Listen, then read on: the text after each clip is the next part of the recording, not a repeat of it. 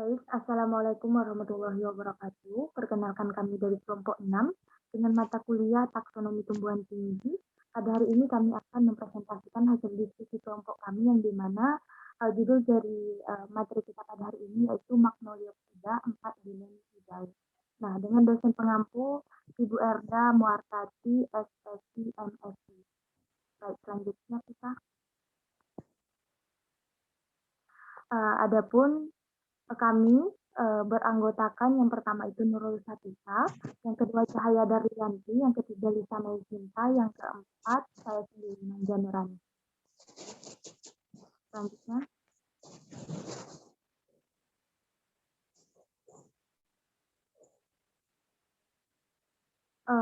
Adapun topik pembahasan kita pada hari ini, yang pertama itu deskripsi Dileniidae, yang kedua morfologi pada Dileniidae, yang ketiga struktur pada Dileniidae, yang keempat fisiologi pada Dileniidae, yang kelima reproduksi pada Dileniidae, yang keenam taksonomi pada Dileniidae, yang ketujuh kerugian dan manfaat pada Dileniidae.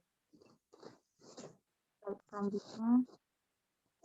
Nah, adapun slide selanjutnya akan dilanjutkan pembahasannya oleh teman kami, yaitu Lisa Cinta. Kepada Lisa, saya persilakan. Baik, terima kasih moderator. Baiklah, di sini saya akan menjelaskan mengenai deskripsi Diledinae. Subkelas Diledinae merupakan Dicotyledonae dengan bentuk habitus herba atau berkayu. Daun kebanyakan tunggal dan beberapa saja daunnya majemuk. Bunga polipetal jarang apetal, Dinoecium sincarp, kecuali pada ordo Diledinae ada beberapa apokarp. Ovarium pada umumnya superum kecuali Lecythidales dan beberapa anggota Violales. Plasenta beragam, ada yang aksilaris, ada yang basalis, dan ada juga yang parietal. Subklasis ini terdiri dari 13 ordo, 78 famili, dan 25.000 spesies. Next.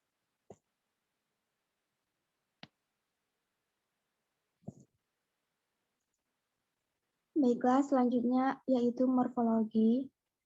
Nah, Diledinae tampak jelas berkembang dari Magnolidae tipe karpel yang apokarp pada Diledinales merupakan penghubung antar subkelas Magnolidae dan Dilenidae. Dari subkelas Magnolidae merupakan famili Liliaceae diduga merupakan famili yang paling dekat hubungannya dengan Diledinae. Dalam subkelas Diledinae, familia Thales sentral sebab semua ordo atau kecuali Delidinales dalam subkelas Diledinae berkembang dari Thales. Nah, berbeda dengan Magnolidae, subkelas Diledinae merupakan Gynoecium sincarpus kecuali pada bangsa Diledinales apocarpus. Statement masak secara sentrifugal dengan polen yang binukleat kecuali suku Cruciferae yang trinukleat. Ovul unitekmik atau bitekmik dengan endosperm yang Clasinucella sampai Tenuinucellate. Banyak anggota merupakan tumbuhan berkayu. Polen yang mewakili anak kelas Diledinae ditemukan berupa fosil dari sekitar 100 juta tahun yang lalu pada awal periode Cretaceous bawah.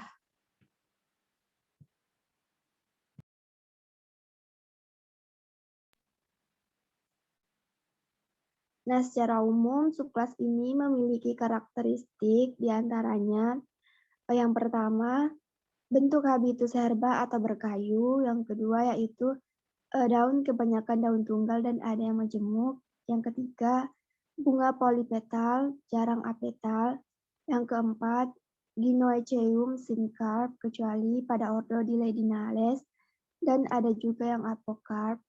Yang kelima, ovarium umumnya superum kecuali pada Lechthyidales dan beberapa anggota Violales.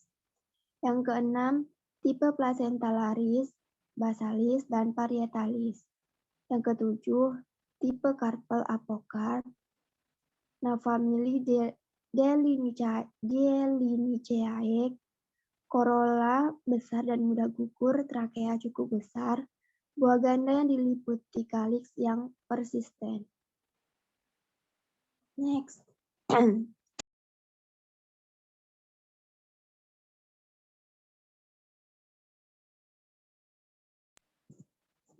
Adapun sifat biologi subkelas Dyledinae yaitu sebagai berikut. Yang pertama, termasuk tumbuhan berkayu atau herbaceous, pada umumnya dikotil dengan memiliki variasi repelen atau zat penolak serangga. Terkadang mengandung zat tanin dan mengandung sedikit alkaloid. Yang kedua yaitu daun tunggal jarang yang menjemuk, pada umumnya tulang daun jari atau palmatus. Yang ketiga yaitu bunga polypetalaus dan sympetalaus. Sedikit sekali yang apetalaus. Pada bunga sympetalaus biasanya jumlah stamen lebih banyak daripada corolla. Bunga hypogenus atau periginous jarang epiginous. Yang keempat, serbuk sari binukleat, jarang yang trinukleat. Nah, selanjutnya itu Gynoeceum syncarpous, jarang Apocarpus.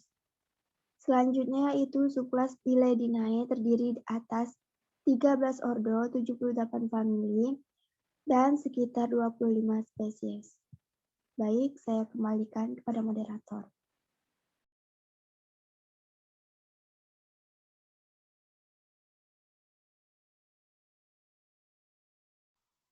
Baik, terima kasih Lisa. Slide selanjutnya yaitu saya sendiri yang akan melanjutkan. Adapun reproduksi dari Magnoliophyta atau Angiospermae merupakan kelompok tumbuhan yang alat perkembangbiakan generatifnya berupa bunga. Nah, alat reproduksi jantan dihasilkan dalam stamen yang berjumlah satu atau banyak, sedangkan alat reproduksi betina berupa putik atau discilium. Nah, selanjutnya yaitu ada taksonomi. Nah, bagian klasifikasi subkelas Dyliniidae, yang pertama itu kingdom dengan kingdom Plantae dengan divisi Magnoliophyta dengan kelas Magnoliopsida dengan subkelas Dyliniidae. Adapun 13 jenis ordo, yang pertama itu ordo Ericales, yang kedua ordo Ebenales, yang ketiga ordo Violales, yang keempat ordo Chaparrales, yang kelima ordo Ceales, yang keenam ordo Maefales, yang ketujuh ordo Saliales, yang kedelapan ordo Dilenales, yang kesembilan ordo Batales, yang ke-10 ordo Leticiales, yang ke-11 ordo Diapentiales, yang ke-12 ordo Primulales, yang ke-13 ordo Nepantales. Nah, pada bagian yang pertama yaitu ordo Ericales dengan familia Eriaceae dengan ciri-ciri umum. Yang pertama itu tumbuhannya berkayu, perdu, atau epifisial. Nah, jenis daunnya itu tunggal tanpa stipula. Nah, letaknya berhadapan atau berkarang. Nah, bunganya itu tunggal dalam karangan racemosa atau actinomorph atau sedikit zygomorph biseksual. Nah, jenis tumbuhannya itu teman-teman bisa lihat pada samping kanan, yaitu dengan kingdom Plantae, dengan subkingdom Thesia bionata, dengan superdivisi Spermatophyta, dengan divisi Magnoliophyta, dengan kelas Magnoliopsida, dengan subkelas Dyliniidae, dengan ordo Ericales, dengan famili Ericaceae, dengan genus Pacinium, dengan spesies Pacinium pharyngeate-folium. Nah, selanjutnya yaitu ordo Ebenales. Nah, Ordo Ebenalis ini terbagi menjadi terdapat dari beberapa famili, yaitu famili yang pertama Ebenaceae dengan ciri-ciri umum yaitu sebagai berikut. Nah, tumbuhannya berkayu berupa pohon atau perdu. Kayunya dalam berbentuk warna hitam, merah, kuning atau tidak dan tidak bergetah. Nah, dari bentuk daunnya yaitu tunggal, letak tersebar, jarang berhadapan, tepinya rata tanpa spikula. Adapun contohnya teman-teman bisa lihat di samping yaitu dengan tumbuhan Diospyros kaki dan Pandalus utilis. Baik, slide selanjutnya akan dibacakan atau akan dijelaskan oleh teman kami yaitu Cahaya Darlianti. Pada Cahaya saya persilakan. Baik, terima kasih kepada moderator yang telah mempersilakan saya. Selanjutnya saya akan menjelaskan mengenai Ordo Ebenalis, di mana pada ordo ini terbagi beberapa famili. Famili pertama yaitu Sapotaceae, di mana pada famili Sapotaceae ini memiliki ciri-ciri umum yang pertama, yaitu tumbuhan berkayu berupa pohon atau perdu bergetah serupa susu pada saluran jaringan korteks, empulur, dan daun. Yang kedua ada daun tunggal, letaknya tersebar, berseling, jarang berhadapan, dan tanpa selaput. Adapun contoh dari famili ini, yang pertama ada Manilkara kauki. Klasifikasinya adalah Kingdom Plantae, Subkingdom Tracheobionta, Superdivisi Spermatophyta, Divisi Magnoliophyta, kelas Magnoliopsida, subkelas Delinidae, ordo Ebenales, famili Potaceae, genus Manilkara, dan spesies Manilkara kauki. Contoh kedua ada Palaquium gutta, memiliki klasifikasi kingdom yaitu Plantae, subkingdom Tracheobionta, superdivisi Spermatophyta, divisi Magnoliophyta, kelas Magnoliopsida, subkelas Delinidae, ordo Ebenales, famili Sapotaceae, genus Palaquium, dan spesies Palaquium gutta. Next.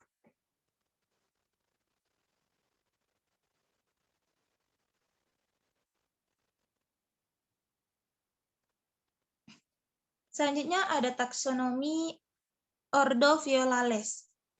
Pada Ordo Violales ini memiliki beberapa famili. Famili pertama ada famili Cucurbitaceae.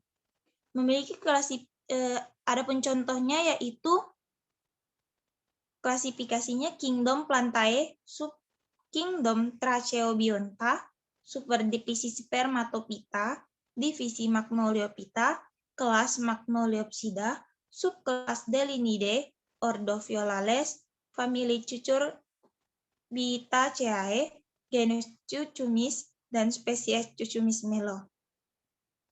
Famili kedua ada Violaceae, di mana salah satu contohnya yaitu memiliki klasifikasi Kingdom Plantae, subkingdom Tracheobionta, superdivisi Spermatophyta, divisi Magnoliophyta, kelas Magnoliopsida, subkelas Delinidae, ordo Violales, famili Violaceae, genus Viola, dan spesies Viola odorata.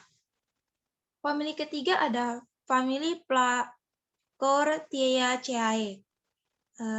Salah satu contoh klasifikasinya yaitu Kingdom Plantae, subkingdom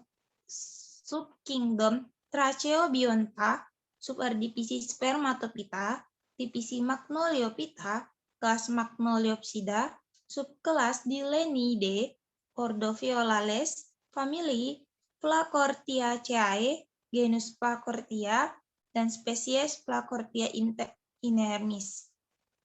Famili yang keempat ada famili Charicaceae, di mana salah satu contohnya memiliki klasifikasi yang pertama Kingdom Plantae, subkingdom Tracheobionta, superdivisi Spermatophyta, divisi Magnoliophyta, kelas Magnoliopsida, subkelas Delinidae, ordo Violales, famili Caricaceae, genus Carica, dan spesies Carica papaya.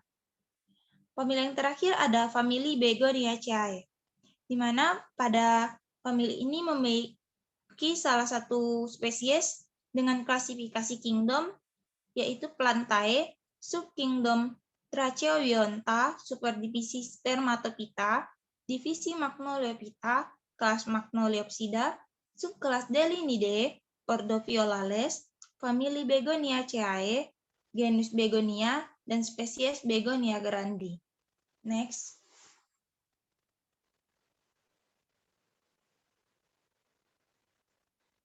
Ordo yang keempat ada ordo Chaparales, di mana pada ordo ini memiliki dua famili. Famili pertama yaitu kingdom, yaitu Brassicaceae, di mana salah satu klasifikasi spesiesnya yaitu kingdom Plantae, subkingdom Tracheobionta, superdivisi Spermatophyta, divisi Magnoliophyta, kelas Magnoliopsida, subkelas Delinidae, ordo Chaparales, famili Brassicaceae, genus Brassicaceae, dan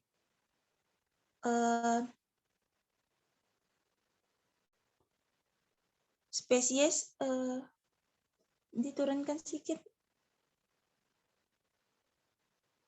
Spesies Brassica juncea. Famili yang kedua ada famili Moringaceae, di mana pada famili ini memiliki spesies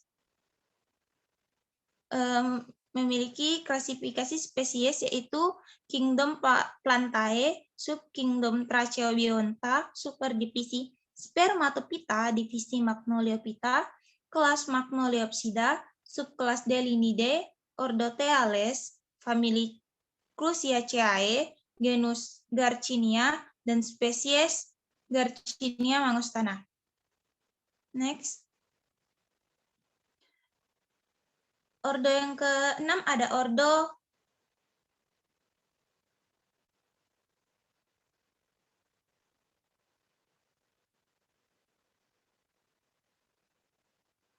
Malvaceae, di mana pada ordo ini memiliki 5 ordo Malvales. Memiliki 5 famili. Famili pertama yaitu famili Sterculiaceae. Memiliki klasifikasi spesies. Yang pertama ada kingdom Plantae, subkingdom Piridiplantae, superdivisi Embryophyta, divisi Tracheophyta, subdivisi Spermatophyta, kelas Magnoliopsida, subkelas Delinidae, ordo Malvales, famili Sterculiaceae, genus Theobroma, dan spesies Theobroma cacao. Famili kedua ada Malvaceae, memiliki klasifikasi spesies. Yang pertama kingdom Plantae, subkingdom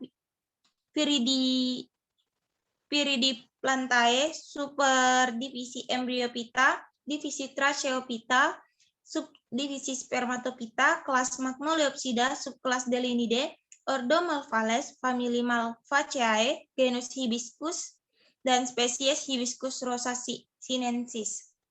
Famili ketiga ada famili Elaeocarpaceae, memiliki kingdom Plantae, subkingdom Piridiplantae, superdivisi Embryophyta, divisi Tracheophyta, subdivisi Spermatophyta, kelas Magnoliopsida, subkelas Delinidae, ordo Malvales, famili Elaeocarpaceae, genus Muntingia, spesies Muntingia calabura.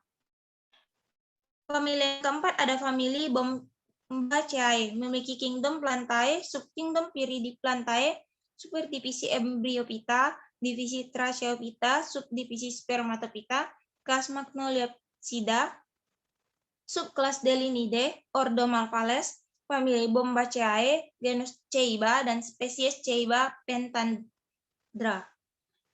Famili terakhir ada famili Salicaceae, memiliki spesies klasifikasi spesies yaitu kingdom Plantae, subkingdom Tracheobionta, superdivisi Spermatophyta, Divisi Magnoliophyta, kelas Magnoliopsida, subkelas Delinidae, ordo Salicales, famili Salicaceae, genus Salik, dan spesies Salik alba. Baik, itu saja penjelasan dari saya kembalikan kepada moderator. Baik, terima kasih saya. Selanjutnya akan dijelaskan oleh teman kami Nurul Safizah kepada teman. Saya persilakan. Baik, terima kasih kepada moderator. Selanjutnya, saya akan melanjutkan materi mengenai taksonomi dari Dilenidae. Nah, yang ketujuh ada ordo Salsacea, di mana ciri khas dari ordo Salisalis ini yaitu tumbuhan berkayu berbentuk merdu atau pohon, daun tunggal dengan stipula yang persisten dengan letak tersebar, dan juga bunga dalam karangan berbentuk amentum jantan dan betina yang umumnya dikoseus. Nah, ordo Salisalis ini ada satu famili, yaitu famili Salisaceae, di mana contohnya ini kami mengambil spesies dari Salix alba. Yang ke-8 ada ordo Dilleniales, di mana Dilleniales ini merupakan salah satu bangsa atau ordo anggota tumbuhan yang termasuk dalam anak kelas Dillenidae, di mana ada dua suku yang termasuk di dalam ordo Dillenialis. Yang pertama ada Dilleniaceae dan juga Peaniceae. Nah, jadi di sini kami mengambil contoh dari spesies Dillenia indica. Selanjutnya yang ke-9 ada ordo Batales, di mana Batales ini merupakan salah satu yang termasuk dari anak kelas Dillenidae. Dan ada dua suku yang termasuk di dalamnya. Yang pertama ada Gyrostemonaceae dan Bataceae. Di sini kami mengambil contoh spesies dari Batis maritima.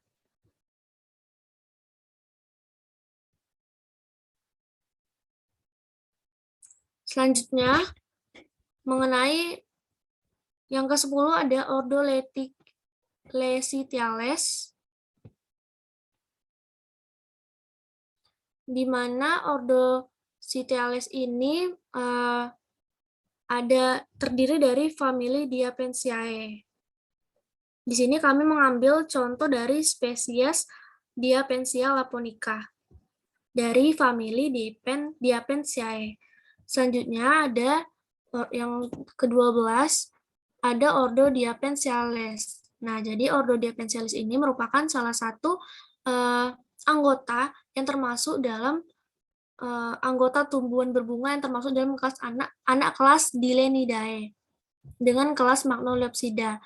Dan menurut sistem klasifikasi Cronquist, ada satu suku yang termasuk di dalamnya, yaitu Diapensiae. Nah, jadi kami mengambil contoh dari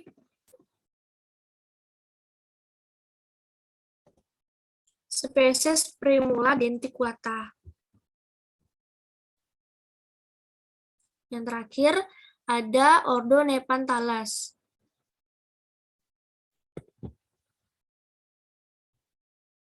Nah, jadi ordo Nepenthalas ini memiliki ciri khas karpel yang banyak atau satu membentuk kumpulan pistil.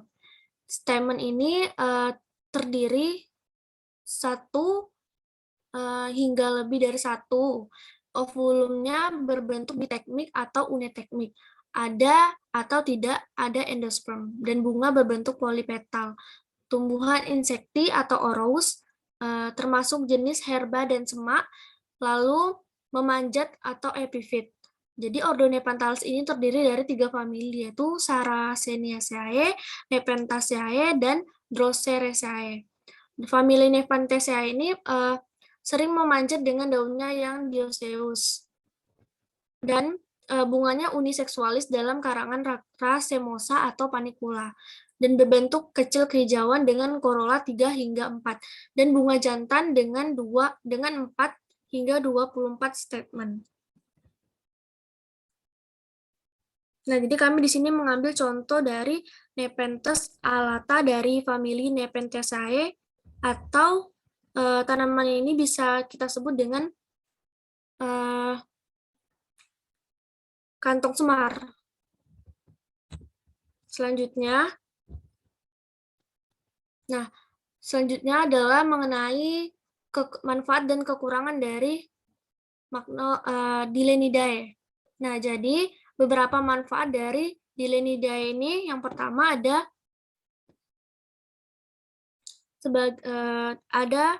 Theobrom mutingia calabura dan Brassica jungsea, juga Carica papaya yang bermanfaat sebagai bahan makanan. Lalu yang kedua ada Hibiscus rosa sinensis dan juga Viola odorata yang bermanfaat sebagai tanaman hias. Dan yang ketiga ada Garnicia mangostana, Moringa oliver, dan Carica papaya yang bermanfaat sebagai tanaman obat. Yang keempat ada Theobroma kakao sebagai bahan minuman, dan yang kelima ada sebagai sumber makanan.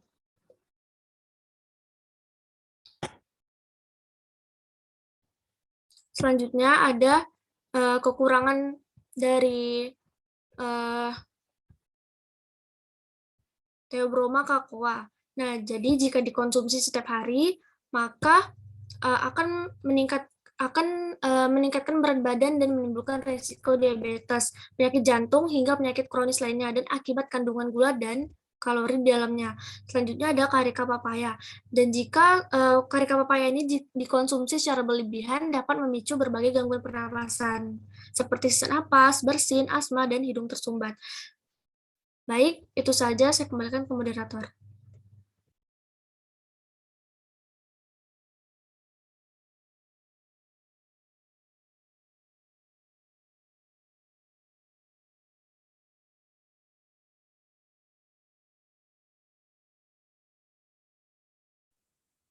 Baik, apakah sudah selesai, Nurul?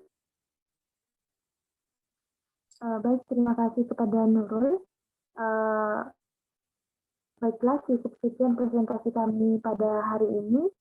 Bagi teman-teman yang ingin bertanya, silakan diajukan setelah moderator mempersilahkan di grup Telegram nanti. Kami tutup. Assalamualaikum warahmatullahi wabarakatuh.